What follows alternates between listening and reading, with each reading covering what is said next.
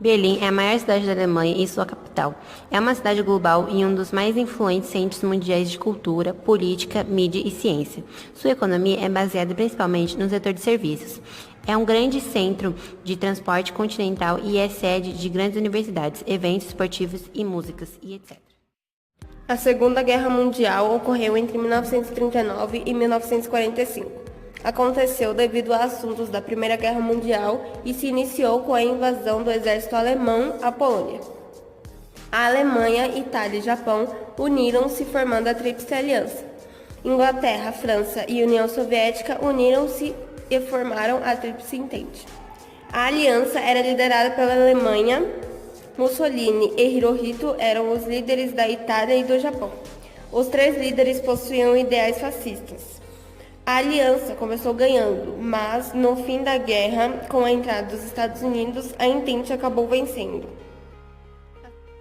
Berlim foi a última cidade alemã a ser invadida pela União Soviética.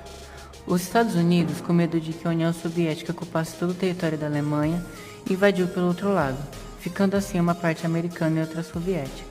Com isso, se tornaram as duas maiores potências mundiais. O fechamento da fronteira teve um substancial impacto econômico e social em ambos os países.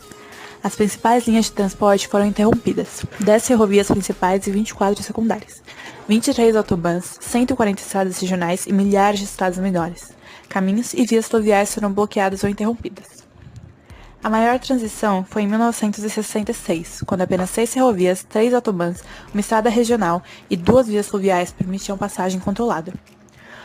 Quando as relações entre os países melhoraram na década de 1970, a RDA concordou com a abertura de mais pontos de passagem em troca de assistência econômica. As comunicações por telefone e correio funcionaram durante a Guerra Fria, embora a rotina fosse abrir as cartas e encomendas fossem abertas pelos correios.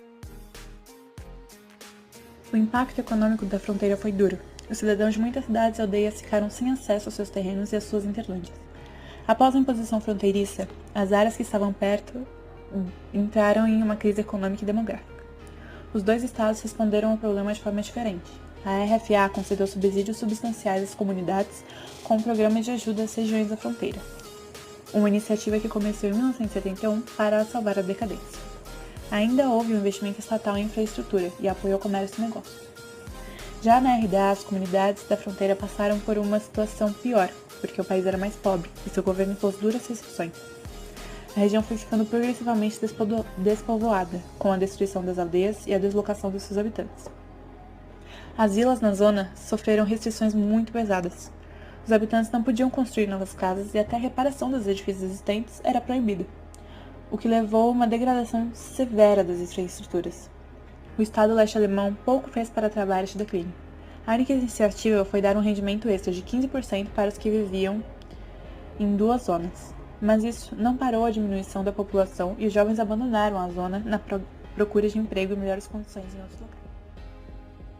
Para a RDA, a imposição da zona de fronteira teve pesados custos econômicos com a construção e manutenção das fortificações. A zona tinha cerca de 6.000 km², mais de 6% do território da Alemanha Oriental, nos quais todas as atividades econômicas estavam restritas ou proibidas. Os custos foram sempre um segredo bem guardado, e hoje os valores dos investimentos totais são desconhecidos. As torres de vigilância BT9 custavam cerca de 65 mil marcos da RDA para serem construídos e as vedações de metal expandido custavam cerca de 151.800 marcos por quilômetro. Com a implementação da fronteira moderna na década de 1970, houve um aumento do custo em pessoal. Com as forças militares de fronteira, o gasto anual era de 600 milhões de marcos em 1970 e quase 1 milhão de marcos orientais em 1983.